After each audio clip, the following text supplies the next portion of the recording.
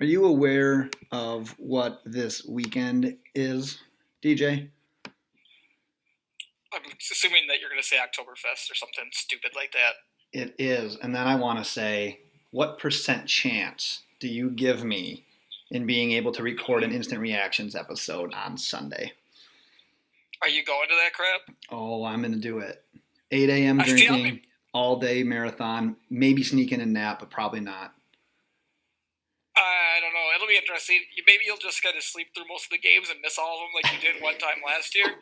Speaking of Oktoberfest, bouncing off of that, I was thinking like, you know how like Twitter has Twitterverse and like Barstool has Stoolies? I was thinking that we could call our followers, since we're loaded, we say let's get loaded. Our followers could be drunkies. Drunkies, nice. Yeah, I thought that. So we should name everybody drunkies from now on. Perfect And we can make segue. a sheet like loaded box drunkies. Perfect segue. Let's get loaded. And welcome to the Loaded Box Podcast. Where we never finish first because we finish last. I don't know if that cap opening sounded as good as last time. You know what? Last time it was just so good. This time I think it happened. It was just last time when you did the cap opening at that time, it was such perfect timing. This time you were just a little late. I don't know if you fumbled the cap or I don't know what happened there. Yeah, I got thrown off a little bit. Excuses early. Well, thank you once again for tuning in to the Loaded Box Podcast. I am Ben Morgan. That is DJ Primo, and we are back for our NFL Week 4 preview podcast. We're going to be talking daily fantasy sports bargains, our stacks, our just picks in general. We're going to be doing some listener fantasy football start sit questions, and then we're obviously going to do our against the spread gambling picks because if you're listening, DJ, tell the audience what they're doing if they're listening to your pick right now. DJ? Just a bunch of winners for you right now. You got really leggy there. So if you missed what DJ said, he went perfect again, which means he has not lost this entire season. Man, you're having some difficulties there. Well, let's just get started right away. Maybe it'll run its course here. So, daily fantasy sports picks. Do you want to lead it off with your quarterback or stack, whatever you have going on? Yeah, let's do that. Are you still catching me or am I slow? Yep, you're good now.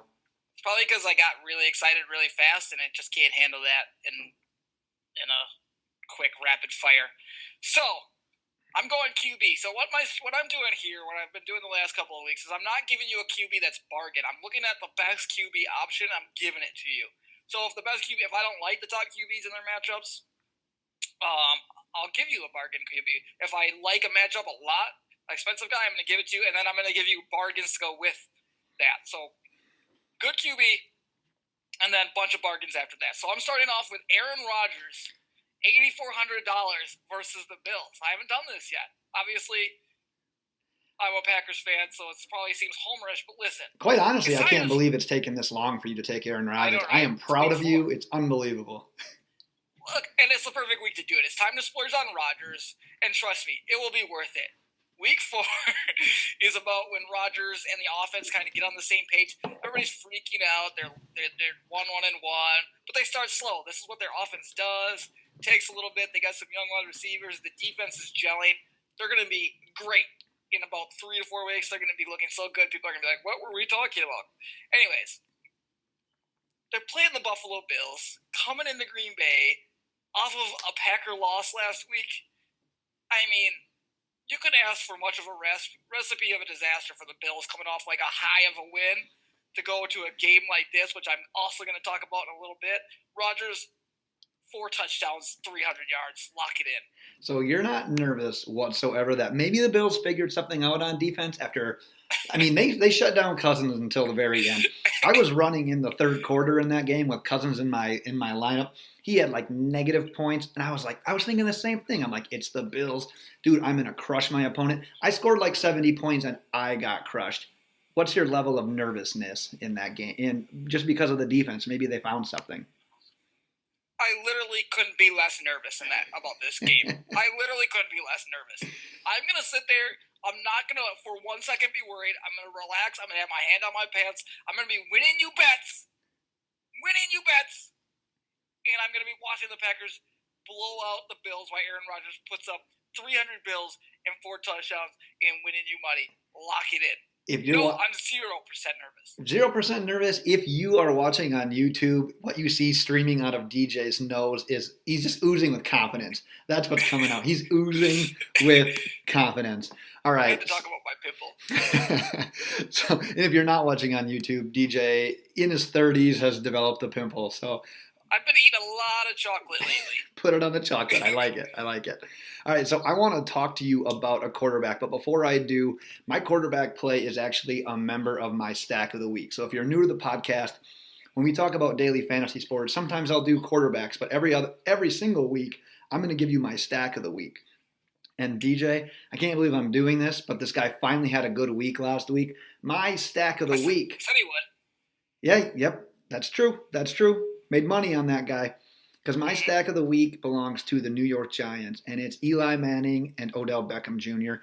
Eli's coming in at 7,100, so he's a little bit of a bargain quarterback there. OBJ, obviously not a bargain receiver. I think he was like a top 5 most expensive on FanDuel at 8,600. But you look at the Giants' schedule so far. Week 1, they played the 3rd-ranked defense in the Jaguars. He had 8 points. Week 2, they played the 3rd-ranked pass D in Dallas, 13.5 points. Finally, they played Houston last week, 18th in pass D. He finally puts up 20 points. Now he's playing against the Saints. Saints are 30th in pass defense. They just allowed 5 passing touchdowns and 40 fantasy points to Matt Ryan. You look on the receiver side of things. Odell Beckham has not caught a touchdown yet, but he's been over 100 yards twice, and he's been over 15 fantasy points twice. We've seen slow touchdown starts to OBJ in the past. The last time he played a full season, he didn't score until week 5, and he still put up 10 touchdowns that year. So you know he can go off at any point. Last week, Evan Ingram gets hurt. Now he's week to week with a knee injury, meaning even more targets for OBJ. I think that's going to be a high-scoring game. I don't think the Giants are going to win. I think they're going to be playing from behind a little bit. I would take the chance. Stack of the week, Eli and OBJ. Yeah, I wanted OBJ a lot last week. I thought he would score. I thought he'd put up a couple of touchdowns. I liked his matchup against the Houston defense last week. Who did you say they're playing this week? This week they play the Saints. Yep. Yeah, I mean that's a legit matchup, especially since I know that the Giants have a pretty good defense this year, but the Saints are also going to put up numbers either way at this point. And Drew Brees is playing a lot better than I thought he'd play. Again, I think that's going to come down. They're going to slow the game down. They desperately need Ingram. I actually think them having to throw it is their weakness. Like, it's a strength because they're good at it, but it's a weakness because their defense is so bad, they need to keep it slow. Right. And maybe that's what helped the Saints last year, is having Mark Ingram, Kamara, like, slow the game down, and their defense had a little bit more rest, was able to fly around a little bit more. Mm-hmm. Because right now, it's just not clicking for that defense. So, no, it makes sense. I mean, I like this matchup. It could be a nice over as well. Well, and what I like about that stack as well is the fact that, like you said, sometimes you just got to – I like to do what you do. I base where I'm going to get my bargains from on my quarterback. Like you said, you're going to go expensive at quarterback, so you need to find bargains elsewhere. By using Eli, I'm kind of getting a bargain at quarterback, so I've got a little bit of money to play elsewhere. Before we jump ship on the quarterback talk, I'm not using either of these guys, but I want to talk real quick about the 2 rookies making their first starts. If you were going to use one of them, you got Baker Mayfield, who's 6,900 at Oakland. And you've got Josh Rosen, who's 6,500 at home versus the Seahawks. Not saying you have to use one, but if you did use one, which one would you go?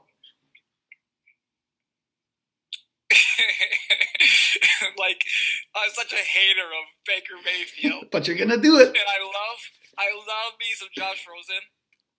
Both these defensive matchups are very nice, very enticing. Yeah, just say but. Probably have to go with Baker because of the weapons around him. Offensive line is better. He's got running back. He's got wide receiver. He's got tight end. He's got a good defense that can set him up nicely. Plus, the fact that he can get out of the pocket, he'll probably line his legs a little more, is going to give him a few extra points just in general. Not fast, but quick. That'll get him in trouble eventually, but he is a little shifty. But right now, I'd probably favor Baker Mayfield because I like the pieces around him. Right. Future-wise, I really like Josh Rosen. No, I'm with you on everything you said. The only thing that I'll add to that, we can move on to running backs, is Baker played on Thursday. So he knows he's the 10 starter. days. He gets a little bit of extra time. You got Rosen. You kind of dogged on the Cardinals for even throwing him in with 4 minutes left to go in that last game. It seemed a little outrageous. Absolutely. So I'm not saying he's coming off of a short week. It's a normal week, but he's playing Seattle. He has not as much time to prepare as Baker, and I just think that Baker, like, it looked like that time was coming.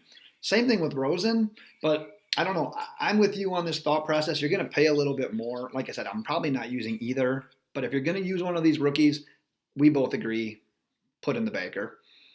Let's touch on some running backs real quick. I actually, I cheated. I looked a little bit ahead to what you were going to do here with a bargain play. How dare you? And I will say it right away. We actually have the same bargain play, but I'm going to let you lead it off here with your bargain play running back. I honestly didn't even look at yours. I just skipped right over and went and did this. And I was looking through this. Kenyon Drake at $6,300 at New England. Yeah, I mean, I know what you'll say, and I know what happened last week, and I don't understand it because I love Kenyon Drake as a running back, and I have him in 2 leagues. But they just don't run they just aren't running the ball. Like, right. What did he have 3 carries and Frank Gore had 2 or something like that? They had under double digits. Okay, the 2 of them just didn't get the ball handed off to him. Like, they just didn't run it. And Oakland is not a good run defense.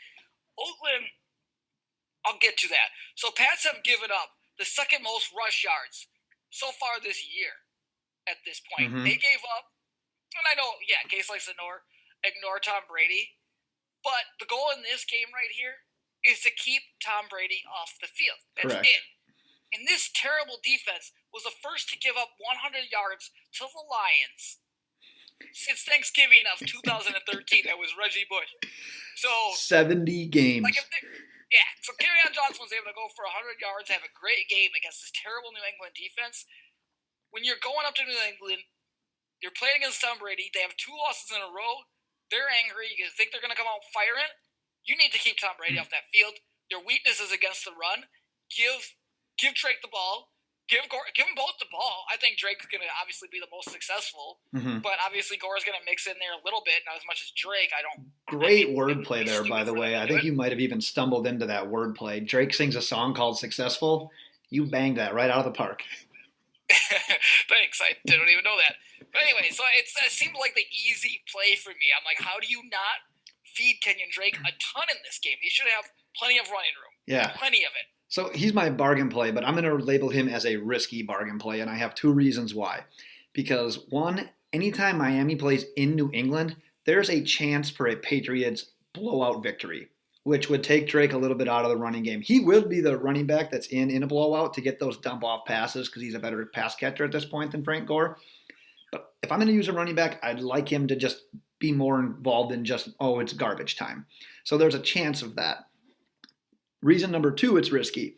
If it wasn't for the 1 touchdown that he has this year against the Jets, which was basically handed to them because they got a turnover basically in the red zone, he would have 18 fantasy points through the first 3 weeks. That is terrible. You nailed it in the head there with Kerryon Johnson. He got it done. New England's 30th in defense against the run. But that Dolphins, like you said, they weren't really running the ball at all against Oakland. But every time they try, he's getting hit behind the line. That run blocking wasn't awesome when Josh Sitton was in. But ever since he's been out, it has been atrocious. And they can't get anything going. I just feel at some point they will. And if you're getting him for $6,300 against the second to worst run defense in the league, yeah, maybe you take a risk on him. But I do want to label it as a risky bargain play for the reasons that I mentioned. I mean, even so, if the pass, like the run blocking hasn't been good for Miami, it's definitely not good for Detroit. And they were able to run on that. Detroit just doesn't run. They haven't ran yet this year. Right. They go against New England and they light them up and they threw a ton. Yeah. So. Yeah, I think we'll touch more on that Detroit game here in a second. One more thing about running backs before we go on to the receiver. I just want to catch your thoughts on David Johnson. He's $7,600 for Seattle. I know he's off to a slow start, but 2 of the 3 weeks he's been over 14 fantasy points.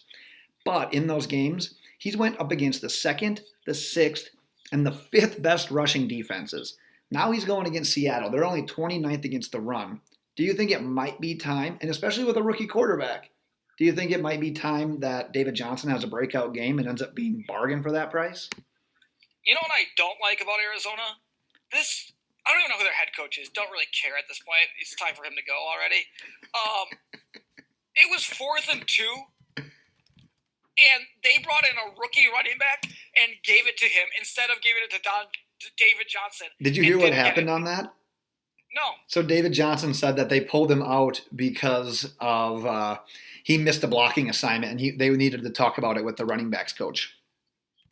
Oh my God. Yeah. This is just a disaster. I like David Johnson more with Josh Rosen. Sam Bradford's just not getting it done. I think Josh Rosen's going to offer more of a threat. I think you'll see that quickly, especially against the Seattle team. He scored last week, so that gives you a little bit of hope as a David Johnson person who, not me, but as somebody, I'm assuming somebody out here listening drafted David Johnson. Oh yeah. You probably. Like, it gives a little hope, so you got to continue to play him. You can't bail on a guy that you picked, number 1 to 4 overall. You saw him going in any of those spots. I saw him go 1, 2, 3, and 4. So it gives you a little hope. I mean, you're not going to bench him. You can't do it yet. It's just not something you're going to do at this point, especially against the Seattle defense. You said something that sparked my curiosity. I'm worried about his usage. Right. You said something that sparked my curiosity as to who was the Arizona Cardinals head coach. And because of the fact that I couldn't think of it either, I Googled it, and it is Steve Wilks, which it took me back to my childhood when I would watch Jerry Springer at night in my bedroom with my TV on when I wasn't supposed to be watching it. And Jerry Springer had a guy on his show named Steve Wilkos, and for a second there, I'm like, holy shit, what a transcendent career. Like, how did he go from Jerry Springer to the Cardinals? But no, different guy, Steve Wilks versus Steve Wilkos. But I do want to make a case for Steve Wilkos to be an NFL coach someday. Let's transition to wide receiver. What is your play there? So this turns into a stack for me. So I'm getting Randall Cobb 6,100 versus Buffalo at home. Stack of the week. Dirt cheap. Randall Cobb is dirt cheap at this point. And I feel really good about stacking him with Rodgers. If you watch the Green Bay Packers game, I actually feel the reason we lost that game was because of Randall Cobb. He dropped 2 first-down passes and fumbled the loss. 2 first-down passes on 3rd downs and lost a fumble on a drive, right? Which was pretty much the nail in the coffin at the end. It was just his worst game of all time. Randall Cobb has historically had like the best catch rating. Between like him and when it was like him, Jordy, Jennings, Devontae, he has the best like catch rate, percentage rate of any wide receiver that's ever played with Rodgers. Between like they complete like 80% of their passes together. Jeez. He doesn't drop balls. He just had an off game. This is a revenge game. They're gonna feed him the ball. It's gonna get him the confidence going. That's just the type of thing that Rodgers and Cobb will do. He'll make sure to get him the ball to instill that confidence. So I think you're gonna see a lot of targets out of Cobb, a lot of receptions, and some decent amount of yards and touchdown. I think he'll feed. I think all 3 of these guys, Geronimo, Jimmy, Cobb, Devontae, are all viable options when you're in fantasy FanDuel guys that you can take this week. I think he can support all 4 of those guys. You already answered my follow-up question from that, so I'll kind of move on. But I will say that Randall Cobb made my potential list. I didn't quite add him to it, but I'm with you on that one, so I don't have much more to add. My bargain play right now at wide receiver, and I know it's kind of a tough matchup if you put enough stock into where teams are currently ranking against certain teams' fantasy positions through 3 weeks. Because the Dallas Cowboys are technically like 3rd, I think, in pass defense right now. But I'm still going to go with Kenny Golladay. He's $5,800 still at Dallas. He's still the cheapest of the 3 Lions wide receivers, so I love that. He's had over 14 fantasy points in all 3 of the first games. He's had a touchdown or 100 yards in all 3 of the first games. And he's had at least 6 catches in all the games. So it's a little bit of a tougher matchup right now. You think at some point maybe the touchdowns or the yards aren't going to come there. I'll hit on Detroit a little bit more. I'm a big fan of Detroit this week, so I think it keeps going. And I want to take the cheapest one of the 3 because I think at any point any of them can break out. And Golladay has just they're starting him in the 2 wide receiver sets. And he's lining up on the outside with Marvin Jones when they have 3 wide receivers, and Tate's been working the slot. So he's been getting a lot more snaps this year, obviously a lot more targets this year, and the numbers have come through.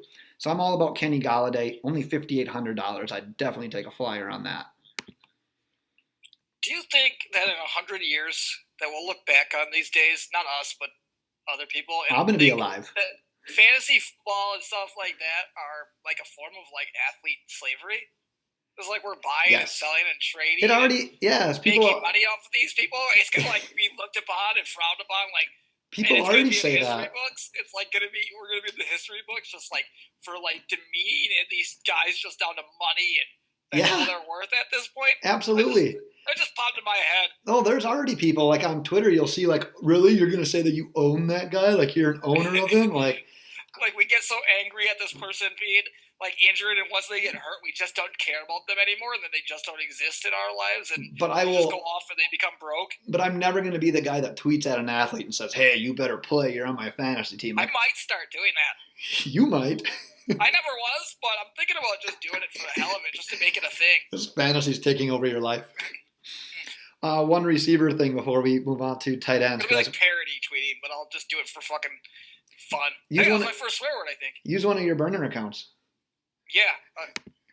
I want to ask you about a popular name at wide receiver right now because if he plays, Josh Gordon is only $6,500 versus the I Dolphins. looked at him. Would you be comfortable using him, or are you going to make him do a prove it deal before you use him? I looked at him. I don't like how Tom Brady is talking in the media about anything. He just basically ripped on Sony Michel today, saying that he basically got too many carries and James White should have been out there more often. So that makes me nervous because I think Sony Michel is going to end up being a monster. He didn't look so hot the other night, but he just kind of easing into The it. whole team didn't look hot. And then talking about Josh Gordon, he just before he came in here didn't seem like that very much. So I don't know what's going on there.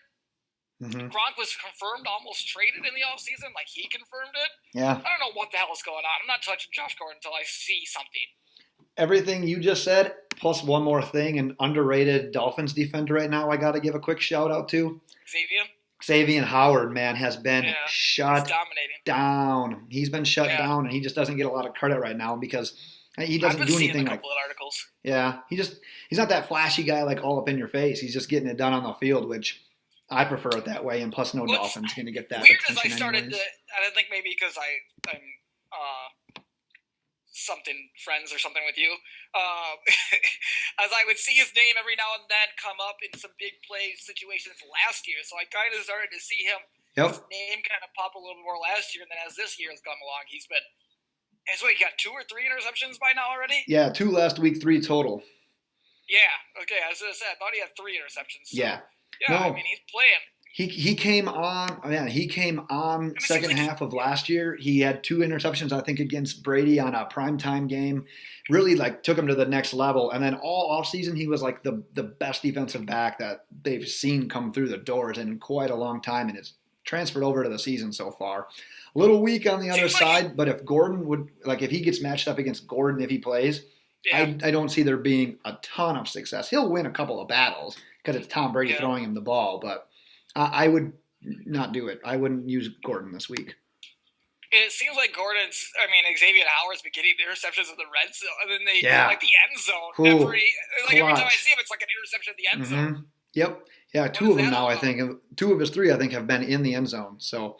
And last year, I remember him getting interceptions in the end zone as well. So I was like, is that his forte? Dude, is that those where are he huge. Makes his plays? He's instinctual. Those are huge. Because they kind of get the ball out quick. Maybe he's figured that out, and he's like, let's jump some of these routes here in the end zone. Right. Man, if we could start a defensive player, I think me and you would both be starting Xavier Howard right now. Maybe. Because I know you don't want to talk tight ends, let's talk about your flex player, and then I'll transition into the tight end. Yeah, I saw this was the first time you put flex on my sheet, I think. Because you were like, oh, this guy's not doing tight ends anymore. So I'm going to go, and I don't know if we'll ever see, I'm going to bet that you never say this name this entire year when it comes to daily fantasy sports. I'm going to. I don't think a lot of people will be saying this name. I'm going Carlos Hyde, 6,800. Not a super big bargain, but a bargain at that. At Oakland, especially if you're matching up with another bargain running back. At Oakland just played Miami, right? Yep. How many rush yards did they give up in that game? Tannehill was the leading rusher, I believe. Yeah.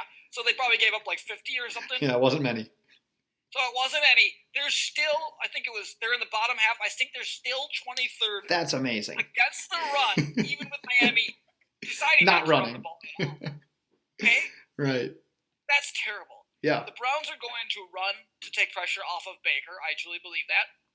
And I expect a repeat performance out of Carlos Hyde of 100 plus yards, 1 or 2 touchdowns, the same from Thursday night, which he did against a pretty solid run defense in With the Jets. The Jets that Yeah. night. So Yeah. I like Carlos Hyde a lot going to this game. Oakland's just bad against the run as well. They're like New England bad. If you'd have said that preseason, that, hey, I bet you don't use Carlos Hyde all regular season in daily fantasy, I probably would agree with you. However, after just watching how Cleveland's played, it might be a little bit different with Baker, but I think you might see me doing it, and I don't mind this play at all this week. Like you said, Oakland shut Miami's run game down last week. I put zero stock into that whatsoever. I think Carlos Hyde has a touchdown, at least a touchdown in every game. He's been the one getting the bulk of the work. We haven't heard too much from Duke Johnson, hardly anything from Nick Chubb. And yeah, if they rely on the run game a little bit more to help out Baker along the way, why not use Carlos Hyde? I think he could be a great play this week. We're in the age, and I told people this all season. It seemed like the easiest prediction. Everybody's Nick Chubb that, Nick Chubb this, Carlos Hyde's not that good. Carlos Hyde's a good running back, number one. Number two, they're bringing in Carlos Hyde to run him, wear him down, save Nick Chubb, and then use him for the future. Like, that's what they were doing. They were doing the DeMarco Murray, Derrick Henry thing. It was obvious. It was clear as day. You could see it. You don't just bring a guy in at running back like that to not use him when he still has some legs. Give I like those it. miles off of him, move on, and then bring in Nick Chubb in a year or two. I like it. Let me ask you a question about tight end, since I know you don't want to use your own. But what are your thoughts on the most expensive guy? That's Rob Gronkowski. He's $8,100 versus the Dolphins, which is $1,100 more expensive than any other tight end on the board. He had a 20-point week 1. Week 2, he had 2 points, and last week he had 7. What are your thoughts on something like that? Do you think he's a good play against the Dolphins, who kind of struggle against tight ends? Or if he's that much higher than any other tight end, would you rather find a bargain guy? Ava Mendes. Ava Mendes. I think she's pretty. I think she has a nice butt. And She tight was end. number I one put on it my together. tight end I ranking. got it. Yeah, she was number 1 on my tight end ranking. So I think if you're going to play somebody, play her number 1 tight end in the league. And Gronk is also the number 1 tight end in the league, so I'd go ahead and just play him. If you have the money, You got the money? he had a bad week, you got to expect him to bounce back. Okay. I mean, that's Brady's guy. He has no other targets. That right is now. very true. That is very true. So the person I'm going to go with, though, I struck out with him last week. I'm going to admit I struck out. But I'm going to go with Jimmy Graham, giving him a second run. He's only $6,000. He's against Buffalo. So every single thing that you said about Rodgers and the Packers, plus he brought in 5 of 7 targets last week. He got tackled near the goal line, which broke my heart. Packers are going to need to bounce back. No way the Bills repeat this performance again 2 weeks in a row. I'm willing to risk it on Graham 2 weeks in a row. I think it's going to be a tough week for the tight ends. Obviously, I think Gronk has that boom potential. Just rolling down the list, though, Graham was my one I felt most comfortable with. I'm doing $6,000 on Graham 2 weeks in a row. You heard it here. Fuck. You heard it here. DJ has been You heard drinking. it here first, folks. Ben is willing to risk it all on Jimmy Graham. He's going to be divorced next week. He's giving it up to Jimmy. Giving it to Jimmy. All right, before we get to your favorite segment, just because you've been crushing against the spread picks, I'm going to talk to you about Pristine Auction real quick, because they've got daily auctions packed with tons of stuff for the man cave. They guarantee their items. They all come with certificates of authenticity, only the trusted sources. It's also affordable. A lot of people don't think you can afford it. Go on the website, check it out for yourself. You only pay when you win. You gotta do it. It's quick, free, easy to register. You only pay when you win, so you don't need to be worried about bidding and saying, "Oh shit, I shouldn't have done that." You only pay when you win. And when you register, you make sure that you mention the Loaded Box podcast in the How Did You Hear About Us section when you go to register. So head over to their website. It's pristineauction.com. So thank you, Pristine Auction.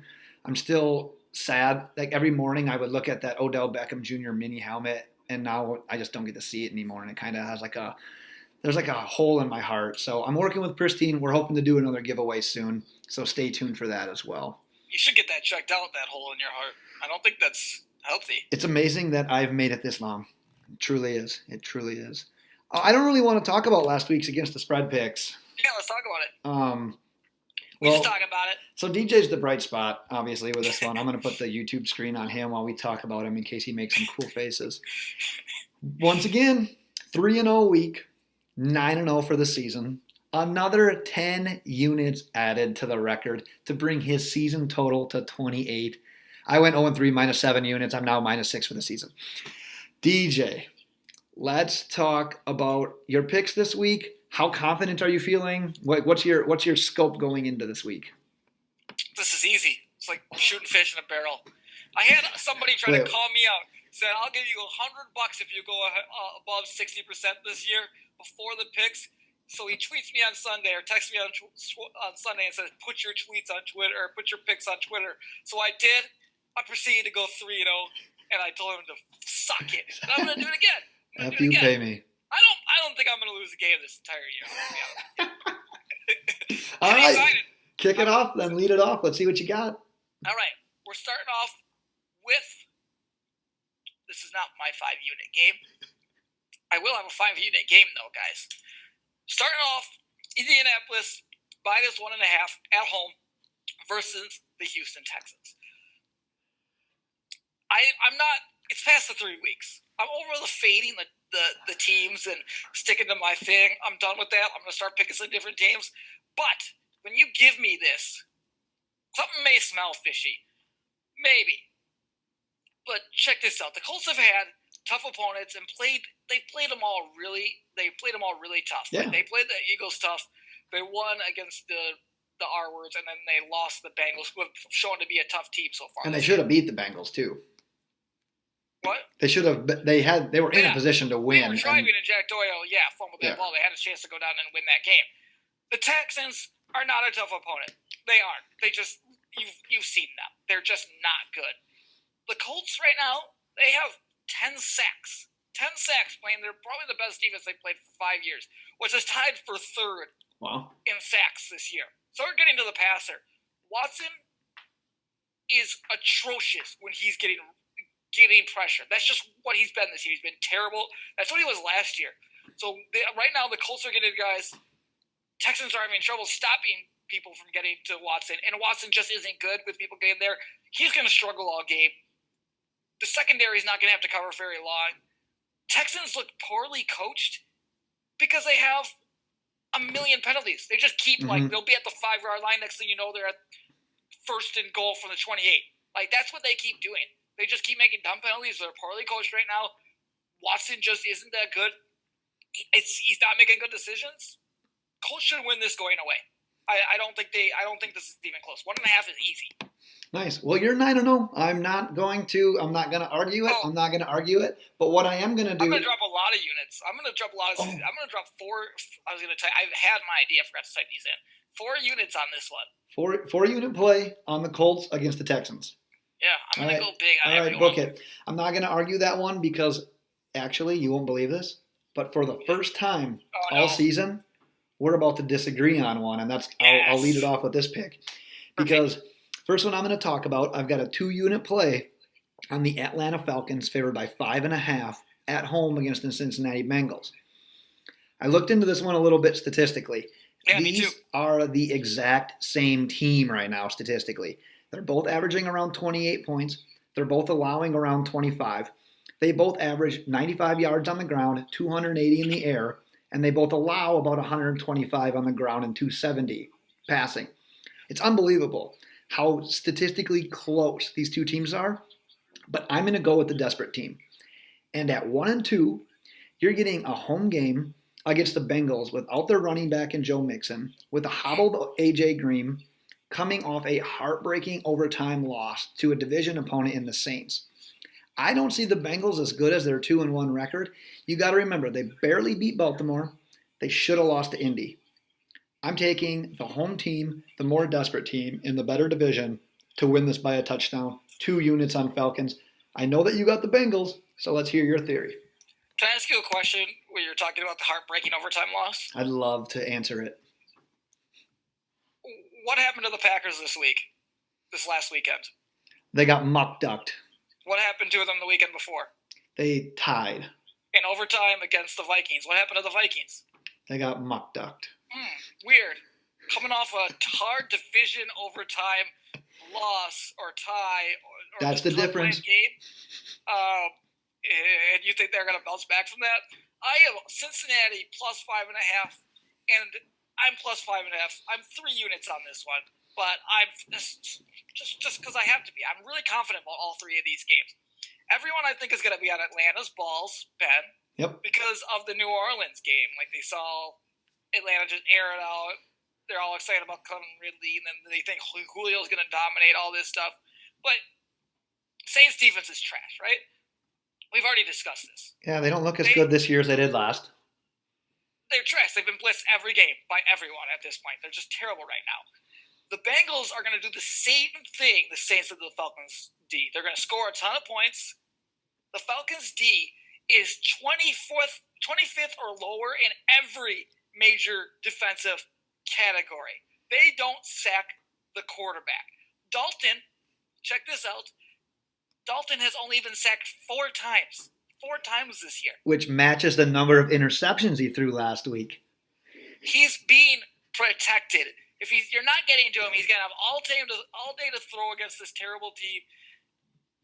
Since he will be able to rush the passer, force Ryan to make his usual mistakes that he does. He throws 5 touchdowns, 4 touchdowns. You think he's going to come out and have a good game the next game? No, he doesn't need to have a great game.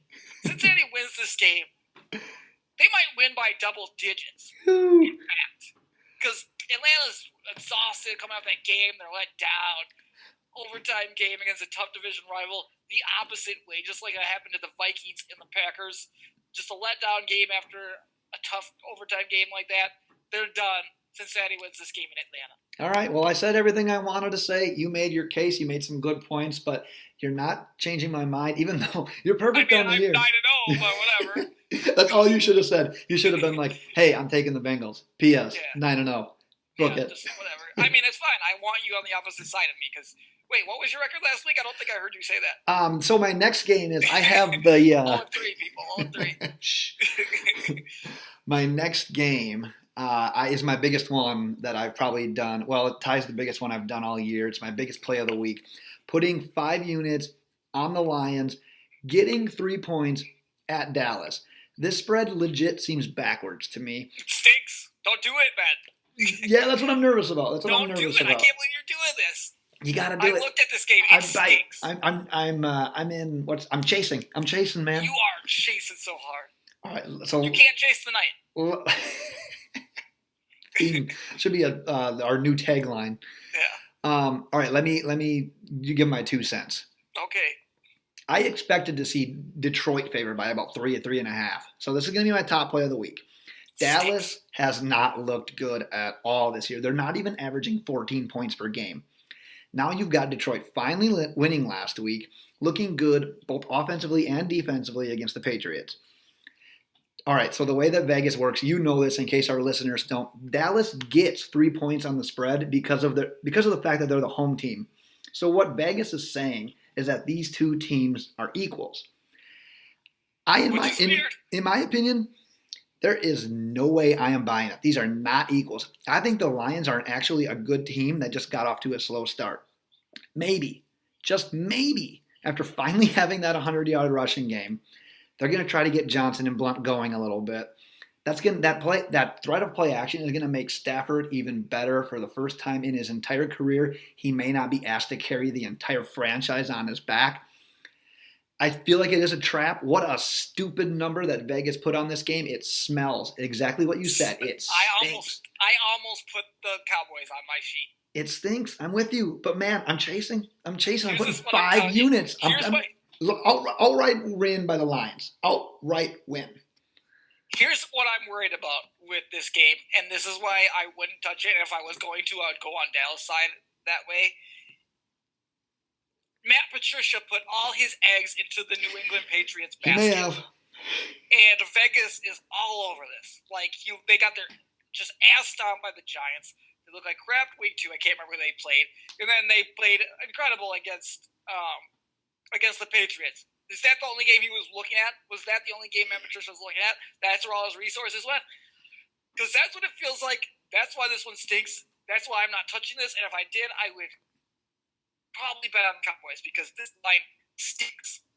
Well, hopefully after Sunday, he bought a couple extra chickens, so he's got some more eggs to put into a new basket. Yeah. I'm going with it. I'm admitting it. I'm chasing it, but it's a 5-unit play. Chasing your tail. Let's go to your third and final against the spread pick, which if you get right, you will be 12-0, which is probably the highest I've ever seen. I'm never going to do this, but I'm doing it. I said I was never going to do it last week. And they lost, so they didn't cover. Uh-oh. Yeah, didn't make the bet. So now I'm going to make the bet and officially put it out there. I'm taking the Green Bay Packers. This is where it's going to come to an end. You said you never bet on your team. I just did it. -10 versus Buffalo, 5 units. It's too juicy for me not to take this. People are going to be like, oh, Buffalo, they beat the Vikings in Minnesota. They beat the crap out of them. Is their defense getting better? No. Is Rodgers, the Packers not that good? No. Aaron Rodgers, home after loss. Good luck to the shitty Bills. -10, they win by 25. Get this shit out of here. This is easy. 5 units. Lock it in. Like I said, I'm going to sit in my chair over there that you can't see right now. I'm going to put my hand on my pants. I'm going to watch that game, and I'm going to be paying more attention to red zone because Aaron Rodgers and the Packers are going to be fucking blitzing the shit Buffalo Josh Allen team. He's going to throw 3 picks. We might have 2 pick sixes in this game. I don't know. I haven't decided yet. It's going to be a blowout. My takeaway from all that is if you happen to see DJ on Sunday, don't clap his hand. That's all I've got. And then I wouldn't stand up for the Shake Bills. my hand, but wash it first. Well done. All right, well, good luck to you. Good luck to you and your team. I can't believe that you put the streak on the back of your team, which you openly admitted that you jinxed in the past. Just want to throw it out there. Well, I'm glad all my games will be done by noon here, so you guys will know bright and early that I'm 3-0, and I swear to God, if I win this game, I don't know what I'm going to win these 3 games and go 12-0. I want to slap my balls on the screen or something, but I don't know. I got to do something. I'm just telling you guys you should bet with me because I'm probably going to have like a video of myself just throwing the money in the air after I win these 3 games. Just Breaking Bad style, just laying on the big stack. Great cash. Do you want to do me a favor before I get to my last against the spread pick? Do you want to tell the listeners about Squad QL and all the amazing things that they can provide your fantasy unit? We're doing this. So I forgot to use Squad QL this week. I lost. I was 1-2 this week in my fantasy leagues. They would have probably told me to use golf, which would have gave me 2-1. So Squad QL, you want a unfair advantage to dominate your fantasy football league? Well, look no further. Look no further. I forgot about that. And download Squad QL, the only mobile app you need to crush your friends and rivals this year. Squad QL recommends the best starting lineup for you each week based on your starters, best players, and free agent pool.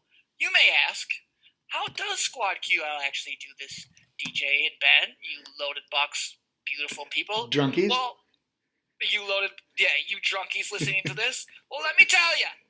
The app connects directly with your Yahoo, ESPN, and one person who uses CBS leagues, pulling in your actual roster in your league scoring system. Squad QL provides waiver and trade recommendations.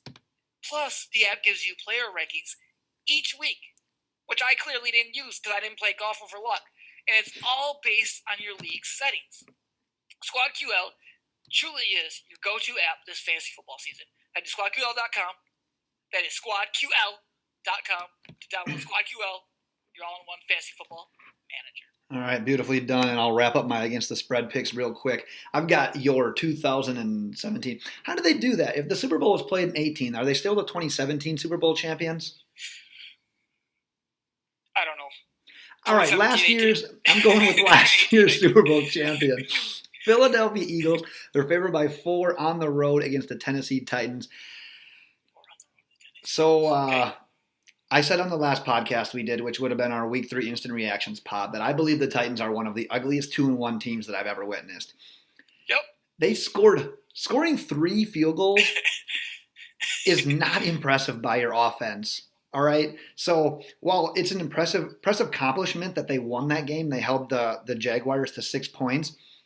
That was against the Jaguars without Leonard Fournette. We don't need to go into this whole Bortles debate again. I'm just saying it wasn't all that impressive. I know that the Eagles are off to a slow start, but they got a win against the Colts team in Wentz's return, and I think we're going to see the Eagles steadily improving each and every week. We also talked about the Colts defense. You hit on it a little bit ago. They're a little bit better than what we thought they were going to be.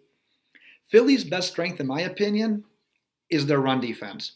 I believe the Titans are the best when they're running the ball effectively. We just haven't seen the Titans do that well because they're not able to run the ball right now. Eagles are allowing less than 62 rushing yards per game. No way the Titans get the running game on track right now.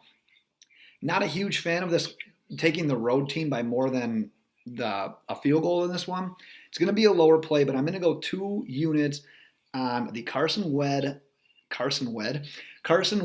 led Philadelphia Eagles. Should win this one by hopefully a touchdown. 2 unit. This is your best pick. It should be your most units. This is the one you lose. You go 1 and 2 this, or one you win. You go 1 and 2 this week, and that's the one you win. You lose the first 2. Lock it in. That's your best pick. I'll have to change my units up real quick. Yeah, you probably should change your units. Oh, let's pop in a quick fantasy football listener question before we wrap this one up.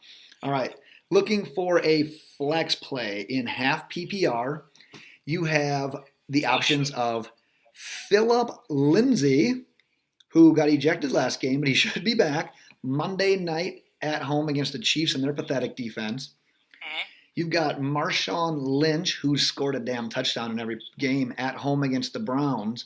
And you've got my boy, Sammy Watkins, also in that Monday night game going up against the Broncos. Half PPR, what do you got? Fuck, that's hard. That is tough. Well, Tyreek Hill's probably going to have Chris Harris on him. So, I'm going to go... I don't like Marshawn against the Browns defense. They're good. And Lindsey, who is he playing again? They play each other, Chiefs and Broncos. Chiefs and Broncos. Oh, Chiefs defense is so bad. Yep. This is a tough one. I'm going to favor Watkins because I think he's going to be the match. I think he's going to be the matchup issue. This is the week he has his 100. He has a touchdown and 55 yards. He'll have a 100-yard game and a touchdown this time. It was between those two for me as well, but I'm actually going to go the other way. And Watkins is my guy. My guy. But I'm a little bit more of a believer in the Broncos' pass defense than you are.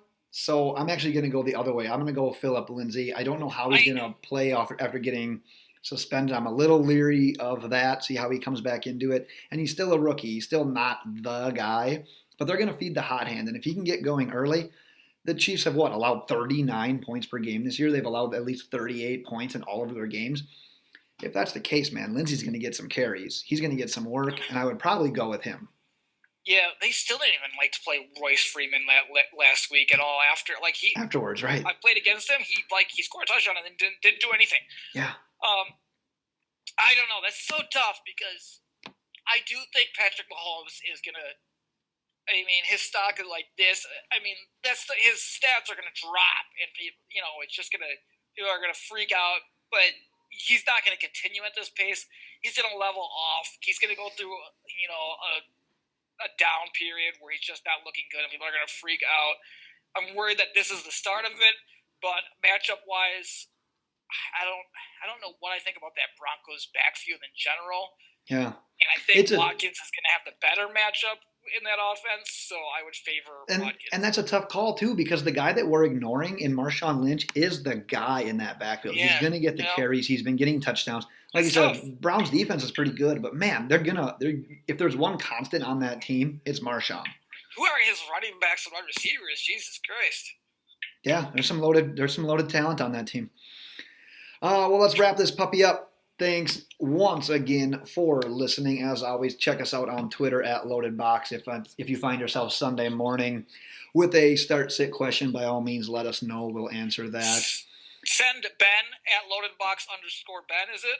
A bunch of tweets and try to wake him up. Yeah. I'm going to need to have my phone on loud. Oktoberfest might do me in. I'll be in your position on Saturday, but it's fine because I'll not drink on Saturday. I'll be ready to go. I'll be tweeting, I guarantee, from the Loaded Box page Sunday. Nice. It'll be me, people. All right, well, make sure you check out our website. It's loadedboxpodcast.com. Our next episode, hopefully, if I'm still alive, will be back Sunday evening for our instant reactions. We're always the first podcast that you can count on for all of a recap of Sunday's action. Check that out Sunday night, or it'll be waiting for you Monday morning when you get to work and you don't want to do anything but hear about football. With that, DJ, send us out. Shout out to my bookie who's about to owe me a bunch of money after I win a bunch of bets. Bye.